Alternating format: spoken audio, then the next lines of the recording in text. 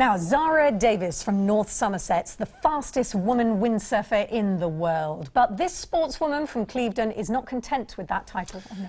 No, this week she leaves for South Africa, where she'll attempt to become the first woman in history to break the 50-knot barrier. That's over 90 kilometres per hour.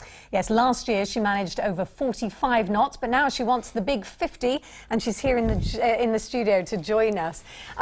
To beat your own record, why? You've always got to challenge yourself further, haven't you? Sell your best, and we didn't really have the wind last year that we'd hoped for, so, you know, the chance is there. So is that why you think that you can do better this year? Is it partly going to be the weather conditions, or is there something about the way you're approaching it as well? Yeah, both things. I think hopefully it'll be slightly windier, but also I've slightly changed my preparation this year.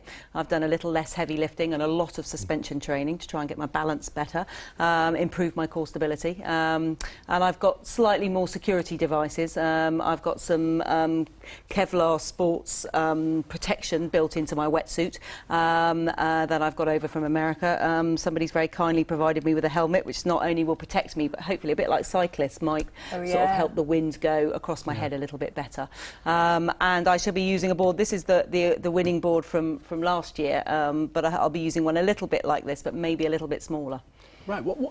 Let's just talk about that speed. I mean, what is it like actually being on there and going that fast? It feels amazingly quick, and the reason it feels quick is because unlike being in a car when you're doing 55 miles an hour, you've got a box around you protecting you, and of course you're in the wind and you're only just above the surface that you're moving on, so in this case water. So if anybody's been on a jet ski on holiday or something like that, you know, you're probably on a jet ski only doing 25 mile an hour. It's really very different. It feels very quick. We can see it there actually, even as you come round that corner, and at that speed it must make the water a bit like concrete really, so I'm not surprised you've got this extra protection. Absolutely, and you can see how narrow the canal is. Very. The chances of landing in the blue bit's fairly unlikely. And why is Namibia so perfect?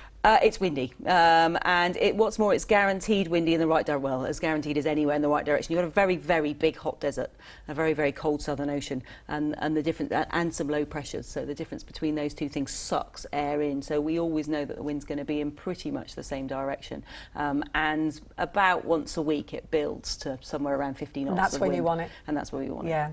Well, Zara, thank you very much. Well, just a reminder, there's just 2 days left to nominate your Sporting Unsung Hero in the West for 2013.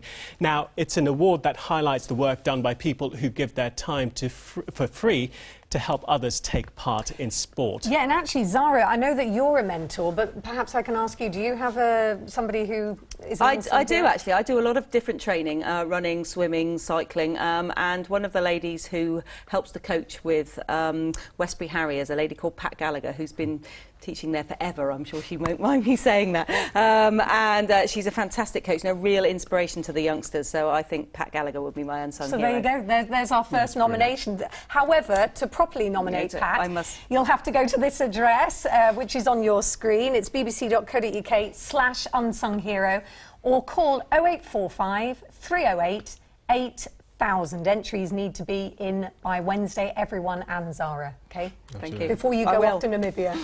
One of those jobs to do. And before you do go off, you'll probably need some practice and hoping for a bit of wind. Ian's up on the roof. Any chance of good wind for Zara?